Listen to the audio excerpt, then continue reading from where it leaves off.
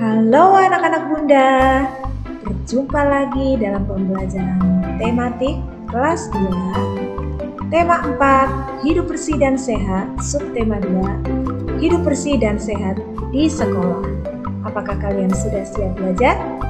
Ingat ya, belajar dengan hati yang senang, pantang bersungut, ilmu didapat, hati pun bahagia. Langsung saja kita masuk di materi yang pertama. Hidup bersih dan sehat perlu diterapkan di sekolah. Semua warga sekolah harus menjaga kebersihan dan kesehatan lingkungan sekolah. Lingkungan sekolah yang bersih membuat kita merasa nyaman. Perhatikan, ini adalah gambar lingkungan sekolah yang bersih ya. Tidak ada sampah berserakan, tidak ada lalat, pokoknya lingkungannya bersih. Pasti semua yang ada di rumah ini akan merasa nyaman. Kosakata tentang lingkungan yang bersih.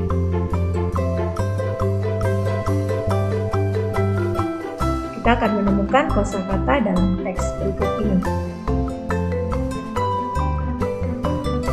Setiap hari Jumat, di sekolah Nina diadakan kegiatan Jumat bersih. Seluruh warga sekolah melakukan kerja bakti. Lantai kelas disapu, lantai kelas juga dipel. Lemari buku dibersihkan dari debu dengan kemoceng. Air di vas bunga diganti. Papan tulis dihapus. Kaca jendela dibersihkan menggunakan lap. Halaman kelas disapu menggunakan sapu lidi. Sekolah dibersihkan, sekolah menjadi rapi. Lantai, meja, dan jendela tidak berdebu lagi. Setelah selesai, semua alat kebersihan disimpan lagi di tempatnya. Sekolah yang bersih membuat siswa nyaman belajar. Kita dapat menemukan kata-kata yang berkaitan dengan lingkungan kelas yang bersih melalui teks bacaan. Contohnya, penghapus artinya alat untuk menghapus. Berikutnya, kain lap artinya kain untuk membersihkan debu dan kotoran. Ember adalah tempat untuk menyimpan air. Contoh lain kosakata yang dapat kalian temukan dari teks bacaan tadi adalah kata bersih, sehat, tiket, dan rapi. Selanjutnya kita akan menemukan kosakata dalam teks percakapan. Hari ini Nina dan teman-teman melakukan piket kelas. Ayo kita baca percakapan Nina dan teman-temannya berikut ini. Nina: mari kita mulai piket hari ini teman-teman. Eli menjawab, iya Nin, ruangan kelas kita kotor, banyak sampah berserakan. Nina berkata, papan tulis masih kotor, aku yang akan membersihkannya. Tony menjawab, lantai juga kotor dan berdebu, aku dan Dewi akan menyapu. Made, aku akan mengelap meja. Tony menjawab, ayo kita bersihkan kelas bersama sebelum bel masuk berbunyi. Nina berkata, ya, kelas yang kotor tidak nyaman untuk belajar. Dewi menjawab, benar, kelas yang kotor bisa menjadi sarang kuman. Tony menjawab, menjaga kebersihan kelas adalah tanggung jawab kita bersama. Dari percakapan Nina dan teman-temannya di atas, terdapat beberapa kosakata yang dapat kita cari artinya. Antara lain, kotor artinya tidak bersih. Lalu kuman, apa artinya kuman? Iya benar, makhluk hidup penyebab penyakit. Sarang artinya tempat tinggal atau tempat persembunyian. Yang terakhir, sampah. Kalian sudah tahu ya jawabnya, sampah itu apa? Iya, benda yang dibuang karena tidak terpakai lagi. adalah sampah.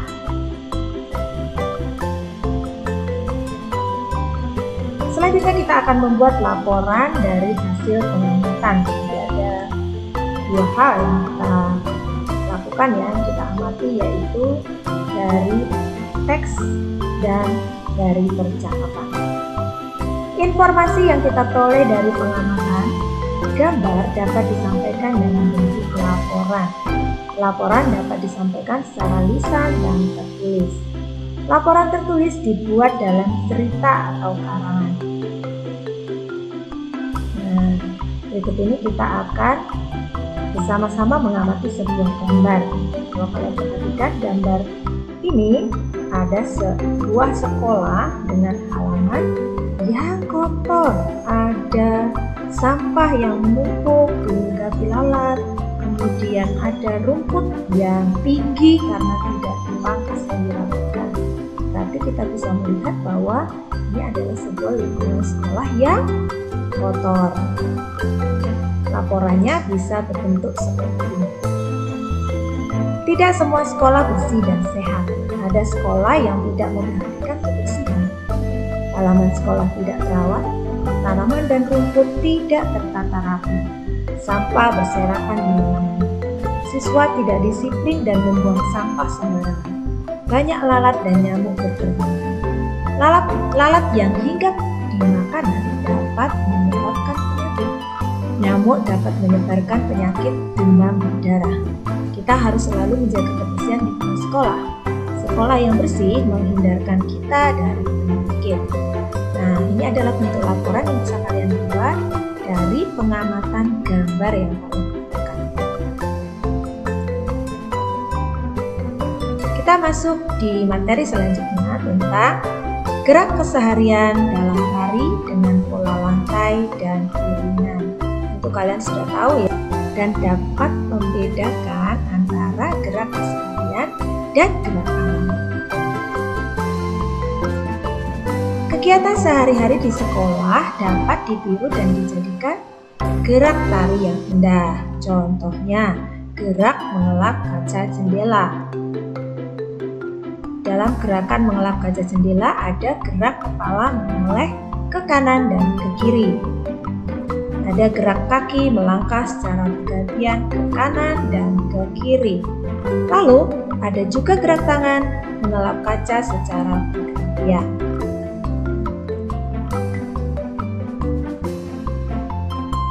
Kita akan mengenal apa yang dimaksud dengan pola lantai. Pola lantai adalah pola atau garis yang dilewati penari.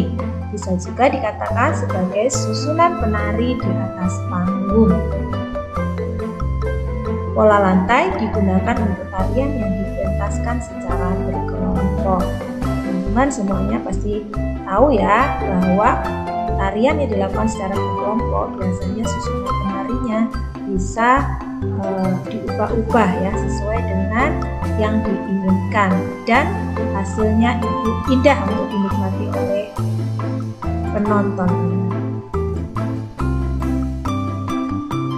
Contoh pola lantai.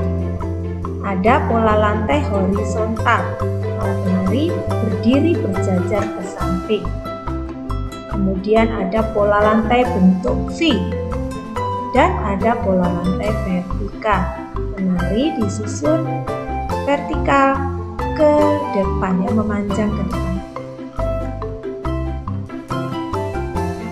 Tarian akan lebih indah jika diiringi oleh musik. Gerak tari dapat diiringi oleh alat musik atau benda-benda di sekitar. Penari dapat menggunakan properti sesuai tema tariannya. Properti adalah benda atau alat yang digunakan penari untuk mendukung tariannya. Sekarang kita akan mengetahui contoh iringan alat musik. Antara lain, gendang, triangle, tamborin, dan maracas. Lalu, ada contoh iringan yang berasal dari benda-benda yang ada di sekitar kita. Contohnya, sapu lidi. Botol plastik diisi beras atau bisa juga diisi benda-benda lain ya, seperti pasir, manik-manik, atau biji-bijian yang lain. Ember plastik, pulpen atau pensil. Itu tadi contoh-contoh iringan alat musik yang dapat digunakan dari benda sehari-hari yang kita temukan di sekitar kita. Sekarang, ayo peragakan. Di rumah kalian akan melakukan praktek memperagakan gerak mengelap kaca dengan lagu Bersih dan Sehat, yaitu lagu yang telah kamu pelajari di pertemuan sebelumnya. Kamu dapat berkreasi menciptakan gerakanmu sendiri. Di dalam gerakanmu, sisipkan gerakan mengelap kaca. Gunakan properti atau alat yang sesuai. Kira-kira alat yang sesuai untuk gerakan mengelap kaca apa ya? Iya, benar sekali ya. Kalian bisa menggunakan lap atau kain. Kita masuk di materi berikutnya. Kali ini kita akan melanjutkan materi sebelumnya yang telah kita pelajari, yaitu mengenai bangun datar. Mengelompokkan bangun datar. Banyak sisi, sudut, dan titik sudut bangun datar dapat digunakan untuk mengelompokkan bangun datar. Sebelumnya kalian telah mempelajari ya dan mengenal bagian-bagian dari bangun datar. Ada sisi yang biasanya kita kenal juga dengan ruas garis, lalu ada sudut dan titik sudut. Sekarang kita akan mengelompokkan bangun datar tersebut berdasarkan jumlah atau banyak dari sisi, sudut, dan titik sudut. Contoh yang kalian lihat berikut ini. Ada bangun datar segitiga, persegi, trapesium, dan ada lagi segitiga sama kaki. Kita mulai dari kolom yang pertama. Segitiga siku-siku memiliki sisi 3, sudut 3, dan titik sudut 3. Persegi memiliki sisi 4, sudut 4, dan titik sudut 4. Trapesium memiliki sisi 4, sudut 4, dan titik sudut 4. Terakhir, segitiga sama kaki memiliki sisi 3, sudut 3, dan titik sudut 3. Kelompok bangun datar yang banyak sisinya sama adalah tadi ada dua ya, 2 segitiga dan 2 segi 4. Jadi segitiga ada 2, sisi-sisinya, sisi sudut dan titik sudutnya sama ya, masing-masing 3. Lalu ada segi 4, yaitu persegi dan trapesium, masing-masing sisi sudut dan titik sudutnya juga 4.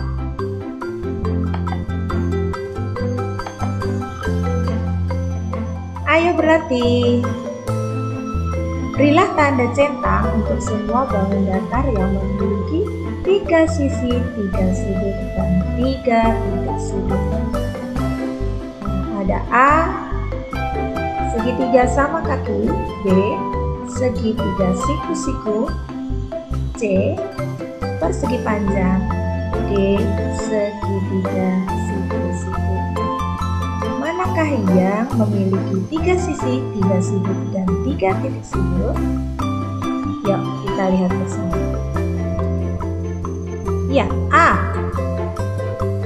B,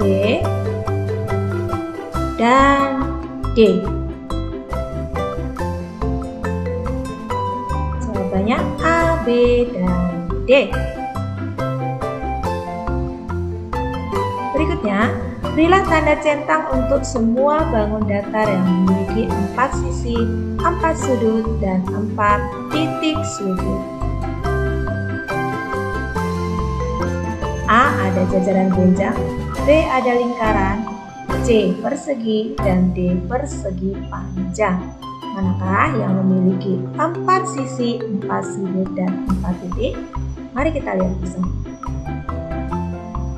A, C, dan D. Ya, kalian sudah bisa ya membedakan manakah bangun datar melalui ciri-ciri atau melalui banyak dari sisi, sudut, dan titik sudut. Lanjut, tuliskan banyak sisi, sudut, dan titik sudut tiap-tiap bangun datar berikut. Kelompokkan bangun datar tersebut sesuai jenisnya. Ada A, B, C, dan D ya. Segi 4, manakah yang termasuk segi 4? Iya, B dan D. Banyak sisinya? Ada 4, banyak sudut 4, dan banyak titik sudut 4. Selanjutnya, manakah bangun datar yang termasuk segitiga? Ya, A dan C. Banyak sisinya 3, banyak sudutnya 3, dan banyak titik sudutnya 3. Berikutnya, kita akan mengenal pola barisan 2 bangun datar. Bangun datar dapat disusun membentuk pola tertentu. Perhatikan beberapa contoh pola barisan bangun datar berikut. Jadi, bangun datar di bawah ini sudah membentuk suatu pola ya. Ada polanya seperti ini. Lingkaran, persegi, lingkaran, persegi, lingkaran, persegi. Pola barisan bangun datar disusun dari 2 jenis bangun datar, yaitu lingkaran dan persegi. Kalian bisa membuat sendiri ya pola barisan bangun datar. Contoh pola barisan bangun datar lainnya adalah sebagai berikut. Segitiga, persegi panjang, segitiga, persegi panjang. Coba kalian lanjutkan. Setelah itu, bangun datar apa ya? Iya, bangun datar segitiga. Lalu, bangun datar persegi panjang. Dan sudah bisa ya melengkapi pola barisan bangun datar.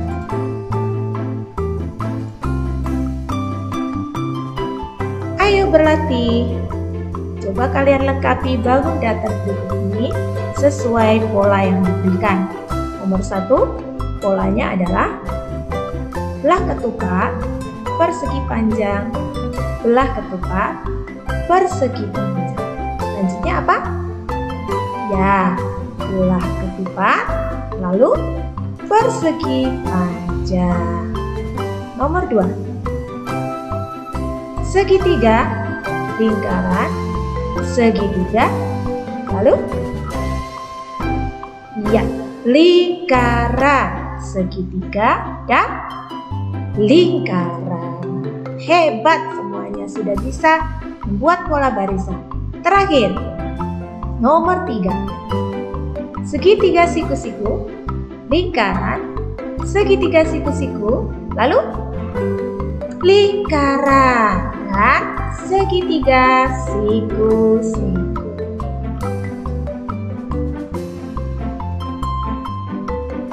Sekarang tugas kalian adalah mempraktikkan.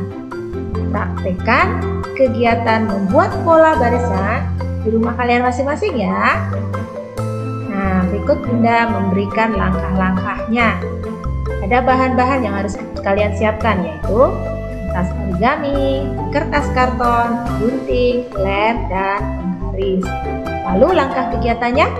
Yang pertama, buat 4 gambar bangun datar berbeda menggunakan kertas origami.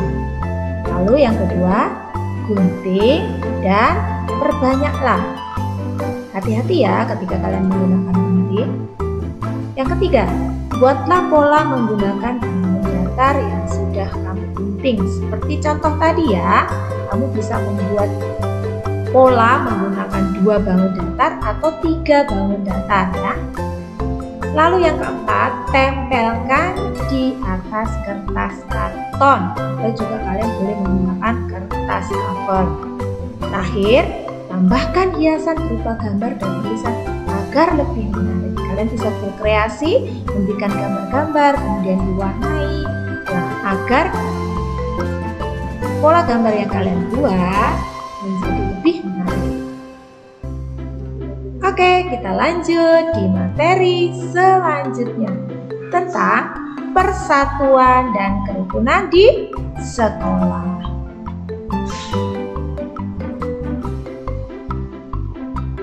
Contoh kegiatan yang mencerminkan persatuan di sekolah antara lain, coba perhatikan gambarnya ya. Di gambar ini ada Nina dan teman-teman sedang mengerjakan tugas kelompok bersama. Mengerjakan tugas kelompok bersama merupakan contoh kegiatan yang mencerminkan persatuan di sekolah. Berikutnya adalah kerja bakti membersihkan kelas. Berlatih menari bersama. Apakah masih ada contoh-contoh lain yang mencerminkan persatuan di sekolah?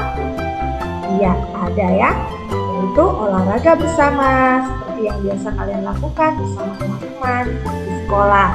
Juga ada kegiatan senam bersama ya setiap hari Jumat. Lalu bermain bersama juga merupakan contoh kegiatan yang mencerminkan persatuan. Sekarang, contoh sikap yang diperlukan untuk mewujudkan persatuan di sekolah, yaitu menghargai pendapat orang lain, mau berbagi, dan saling membantu atau bekerja sama. Jadi ini adalah sikap-sikap yang diperlukan supaya terwujud persatuan di sekolah. Ada contoh-contoh yang lain, yaitu saling menghargai, tidak memaksakan kehendak, mau saling memaafkan, mau mengakui kesalahan, dan bersikap adil kepada semua teman. Kalau sikap-sikap ini kalian lakukan sehari-hari di sekolah, maka itu dapat mewujudkan persatuan di sekolah. Persatuan di sekolah itu banyak sekali manfaatnya, antara lain pekerjaan menjadi lebih ringan, pekerjaan cepat selesai. Kalau kalian bersama-sama mengerjakan piket di sekolah, maka piket yang kalian lakukan akan lebih cepat selesai dan pekerjaan yang kamu lakukan itu menjadi lebih ringan. Coba kalau kalian lakukan sendirian, pasti akan terasa lebih berat. Manfaat yang lain, kalian akan memiliki banyak teman. Lalu suasana belajar menjadi nyaman. Akan tercipta kedamaian dan kerukunan, dan juga akan menambah keakraban. Lalu ada akibat tidak bersatu di sekolah ya. Kalau kita tidak bersatu, hidupnya sendiri-sendiri, masing-masing, tidak mau bekerja sama, maka ada akibat yang kita tanggung ya, yaitu 1. Tidak tercipta kerukunan, 2. Suasana tidak nyaman, dan tentunya pekerjaan akan terasa berat dan tidak cepat selesai. Sekolah yang bersih dan sehat membuat kegiatan belajar dan bermain menjadi nyaman. Sekolah yang bersih dan sehat dapat tercipta jika seluruh warga sekolah mau bersatu dan bekerja sama. Kalau nanti kalian semuanya sudah kembali ke sekolah, ayo bersama-sama kita akan menciptakan sekolah yang bersih dan sehat dengan cara kita mau menjaga kebersihan di sekolah kita dan juga selalu mau bekerja sama dengan teman-teman kita. Kita sudah di akhir pembelajaran hari ini. Sekian pelajaran hari ini. Terima kasih telah menyimak dengan baik. Sampai jumpa di pembelajaran selanjutnya. Bye.